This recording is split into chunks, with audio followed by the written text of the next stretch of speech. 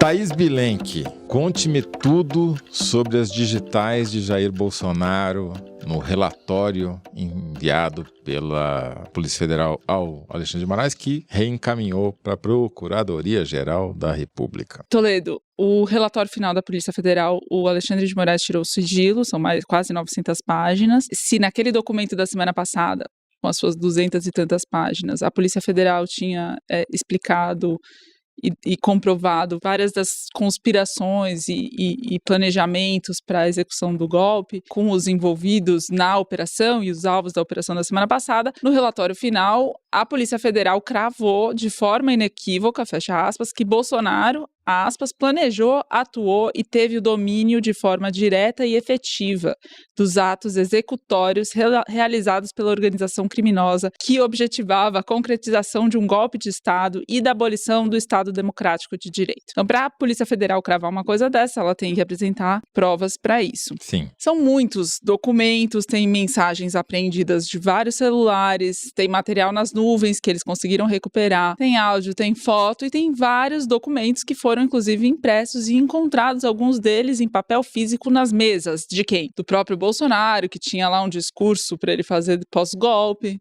Curiosamente, né, Thaís, o voto não foi impresso, mas o golpe sim. O golpe foi impresso.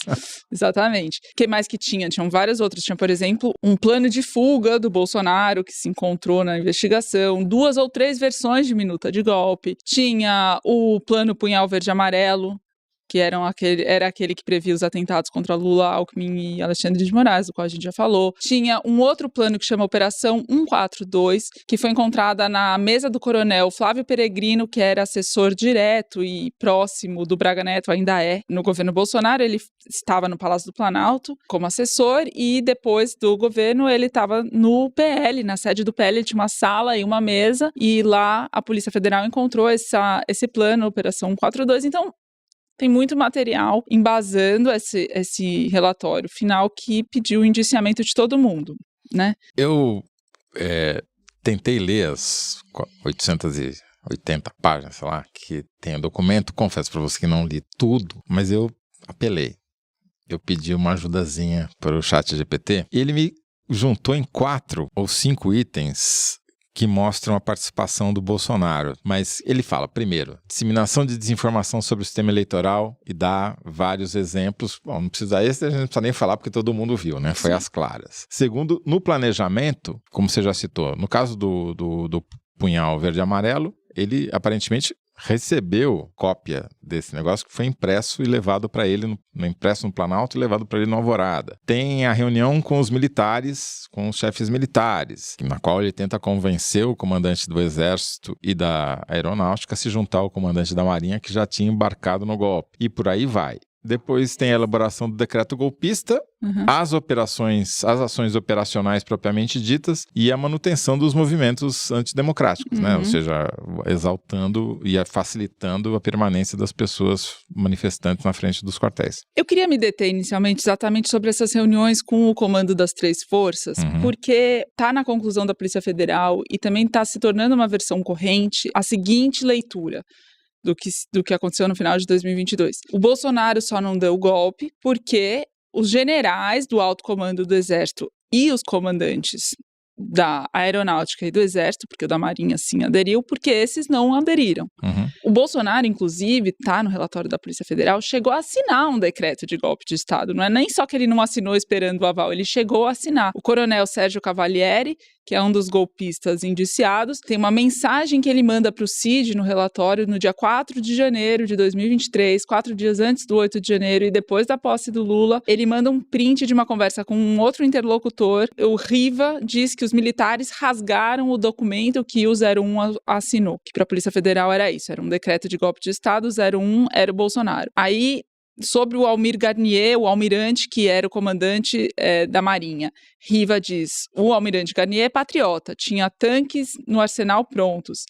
E aí o interlocutor responde, o 01, referindo-se a Jair Bolsonaro, devia ter rompido, feito o golpe, com a Marinha e deixado o Exército e a Aeronáutica correrem atrás depois. Esse Riva conclui: fomos covardes, na minha opinião, incluindo Bolsonaro nessa leitura. Fomos covardes, Bolsonaro incluso. Estou falando tudo isso para dizer que uma das reuniões com os comandantes do Exército, da Marinha e da Aeronáutica aconteceram no dia 28 de novembro. E nessa reunião, segundo depois informaram em depoimento o comandante do Exército, Marco Antônio Freire Gomes, e o comandante da Aeronáutica, Carlos de Almeida Batista Júnior. Segundo eles disseram depois para a Polícia Federal, nessa reunião o Bolsonaro tentou convencê-los a aderir e eles não aceitaram. Depois, o Batista Júnior chegou a dizer que o Freire Gomes disse para o Bolsonaro que se ele continuasse insistindo, ele teria que prendê-lo, né? Isso que está no depoimento, e que em base a essa conclusão da Polícia Federal e de muita gente também, de que o Bolsonaro só não deu o golpe porque eles não deixaram, porque eles não aderiram, porque eles não embarcaram. A questão aí que está por trás disso esses comandantes de força e esses generais do Exército, do alto comando, que não aderiram, eles foram heróis por terem feito isso. Não, você não é herói por cumprir a sua obrigação. Ou eles prevaricaram por não terem denunciado imediatamente o que eles estavam presenciando. Não foi uma reunião em que eles viram o golpismo explícito na frente deles. Foram várias e foi, enfim, toda essa leva de documentos que a gente já mencionou. No caso desses aí que você está citando, foram no mínimo duas, né, que estão mencionadas. Essa com o Bolsonaro que você já mencionou e uma outra no dia 14 de dezembro com o ministro da Defesa, o general Paulo Sérgio, no qual ele volta a tentar convencê-los e eles mantêm a posição. Fora as outras reuniões e comunicação que eles tinham entre os próprios militares, sem envolver o Bolsonaro. O golpismo estava em curso. O próprio Batista Júnior foi questionado em alguns momentos mais de uma vez.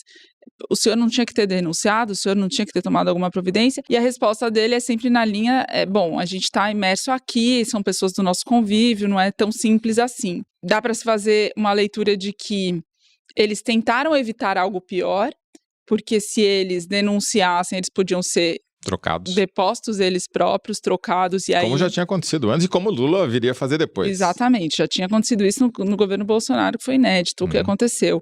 Ou dá para fazer a leitura também de que eles, na verdade, não fizeram, porque tem um conceito, né, de instituição total na academia, porque a bolha dos militares, a formação, do momento em que eles entram na AMAN até eles, enfim, servirem e entrarem em contato com os civis no serviço público, é muito total. Eles casam entre si, eles estudam em escolas específicas, então tem um contágio, digamos, de se frequentarem demais e não conseguirem nem perceber limites que, para quem está de fora, são muito mais explícitos e claros. Isso fica muito claro, Thaís, porque além de não ter tido Tudo bem, o papel deles foi fundamental, mas, como você disse, também parou aí. Também chama atenção porque, paralelamente às repetidas tentativas de convencê-los a participar do golpe, houve crimes cometidos por coronéis, por generais, incitando as pessoas, inclusive pelo Braga Neto, incitando civis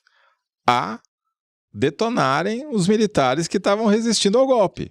Uma das linhas do golpismo era essa. Então, isso é crime. Você agir contra o seu superior hierárquico, desobedecendo ordens, promovendo um golpe, poderia ser punido. Quer dizer, ele poderia não ter dado voz de prisão para o Bolsonaro, mas eles poderiam sim aquartelar.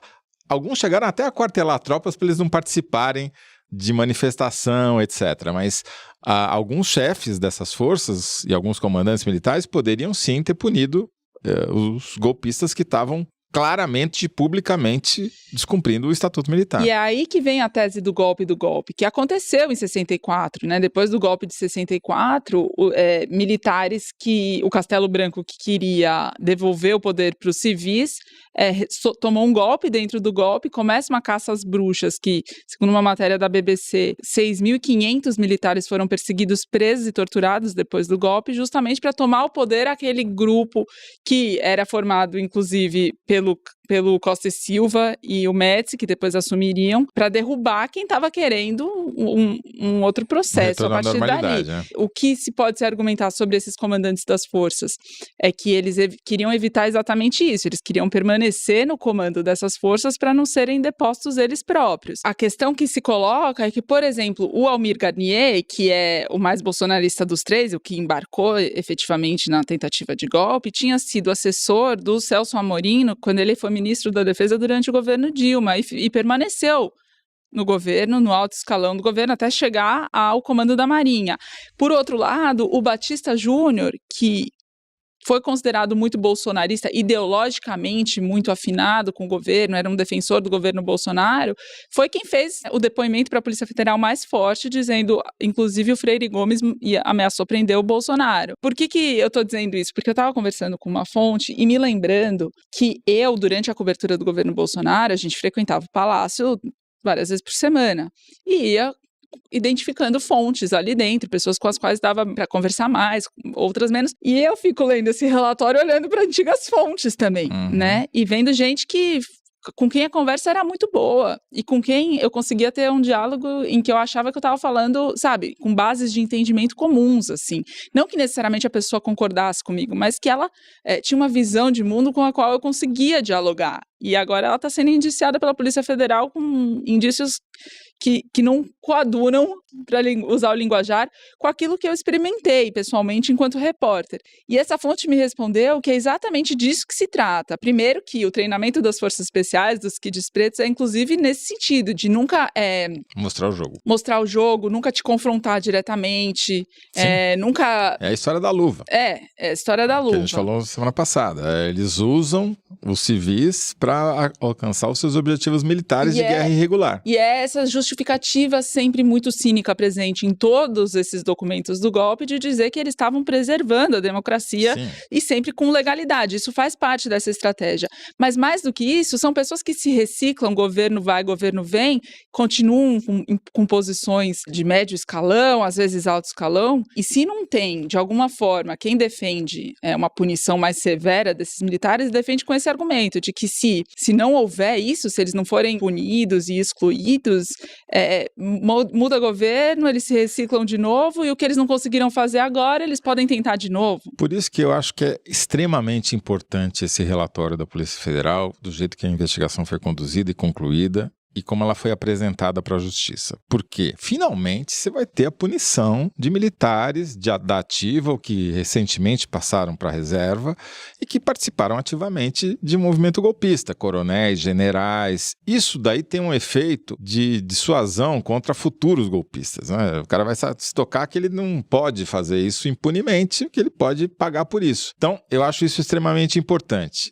Outra coisa, a posição do José Múcio Monteiro, que já não era grande coisa, hoje está extremamente enfraquecida, porque ele foi o avalista desses caras, mesmo depois do 8 de janeiro. Exatamente. Então, ele demitiu o general Arruda, porque o general Arruda queria promover o Mauro Cid, e só, né? Demitiu porque o Lula mandou, né? Se dependesse só dele, eu tenho dúvida se faria isso. E ele sempre vendeu essa ideia de que, não, precisamos ir com calma, veja bem, né? Eu acho que essa tese... Até outro dia dizia que os acampamentos eram formados por amigos e familiares deles, né? Então, assim, ele está muito enfraquecido e mais do que ele, né? Pouco importa o Zé Múcio em si, importa a ideia que ele representa. Eu acho que a ideia que ele representa de que você tem que passar pano para militar sempre, porque é um risco se você não... Acabou. Tanto que eles vão pagar a conta... Acabou, talvez seja uma palavra exagerada. Eu não sei se o Lula vai embarcar nisso. Não, mas, por exemplo... Ele tem na mão agora a oportunidade exatamente de tentar mudar via legal, inclusive a participação de militares na política, candidaturas de militares, e o governo não está empenhado com nada disso. Que tem... Em reforma da Constituição sobre o artigo 142 e todos os outros assuntos. Também não tem força política para isso nesse momento, né? Mas também não... Mas, assim, tem coisas que você pode fazer. Se a justiça punir, já é um grande avanço. Segundo, já tem muitos militares que estão... Nem todos os que estão envolvidos no golpe foram citados no relatório ou foram indiciados. Alguns até são citados, mas não foram indiciados. Tem mais... O Aguirre Talento no UOL acabou de publicar uma matéria mostrando que tem mais 4 que vão ser ouvidos e que talvez venham a ser indiciados no futuro. Então, assim, não é que para por aqui. tem que continuar. E tem que coisas que não dependem de maioria no Congresso, de quórum qualificado, como a reforma do artigo 142, que podem ser feitas. Mudar, por exemplo, a maneira como são formados os militares, né? O currículo das escolas, o currículo das academias, acabar com esses mitos falsos, essas fábulas de que eles são os tutores da República, que eles inventaram o país, que eles inventaram que eles formaram a nação. Isso tem que acabar. Eu não vejo movimentos nesse sentido, embora eu veja esse apelo que você está fazendo. Eu acho que a coisa é progressiva. Eu acho que nós estamos numa situação muito melhor hoje do que a gente estava 2 semanas atrás. Para mim, uma outra coisa que fica muito clara é que a gente percebe que teve muita gente que viu com os próprios olhos o que estava acontecendo e pode não ter se envolvido, mas também não fez o contrário. Então, por exemplo, eu descobri essa semana, olhando para o relatório, que o Tarcísio de Freitas, eleito governador dias antes, vai ao Palácio da Alvorada encontrar o Bolsonaro no mesmo dia que o Felipe Martins tinha ido lá e estava lá reunido com o Bolsonaro e um padre que foi indiciado junto com ele, discutindo minuta de golpe. A assessoria do Tarcísio diz que nunca discutiu nada disso e nunca esteve reunido com o Felipe Martins, mas ele estava no mesmo palácio para se encontrar com a mesma pessoa durante a mesma tarde, no mesmo dia. E tão grave quanto, passou pano pro primeiro relatório da Polícia Federal, quando saiu dizendo que o Bolsonaro que aquilo era uma narrativa. Narrativa, desculpe, o que direi? Cotonete para você, Tarcísio, porque precisa limpar os ouvidos e precisa trocar os óculos, porque não é possível.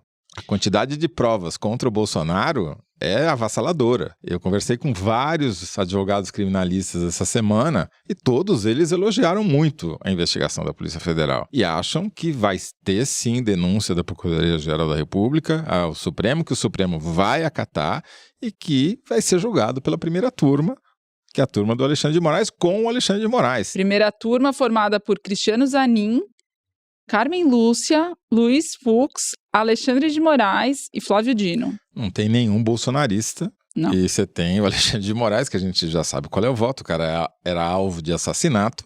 Você tem o Dino, que talvez ele fosse o Jeca, né? Não sei, a gente não... Jeca, Joca ou Juca, já não lembro mais. Tem a Carmen Lúcia, tem o Fux, talvez, quem sabe e tal. E tem o Zanin, que estava na reunião do Palácio da Alvorada, junto com o Gilmar Mendes, eu, Alexandre de Moraes e o diretor da Polícia Federal, no dia que estourou a bomba na frente do Supremo. Então, assim... já tem maioria. Para mim, no mínimo 3-2, esse aqui são 5-0. Agora, isso é uma coisa para o final do ano que vem, né? Eu acho que é uma coisa para 2025 e claro que vai ter toda uma dinâmica política, vai ter contrapesos no Congresso, vai ter os Tarcísios de Freitas da vida querendo passar pano pro Bolsonaro, etc. Mas eu acho que a gente nunca esteve tão perto de ver o Bolsonaro ser denunciado, se virar réu e ser condenado por um crime que não só vai tirá-lo da eleição de 2026, como a de 2030 e da 2034, e vai provavelmente tirar ele da rua. Bom, eu ouvi coisas muito diferentes disso no Congresso essa semana, mas isso nos levaria ao próximo bloco. Então vamos a ele.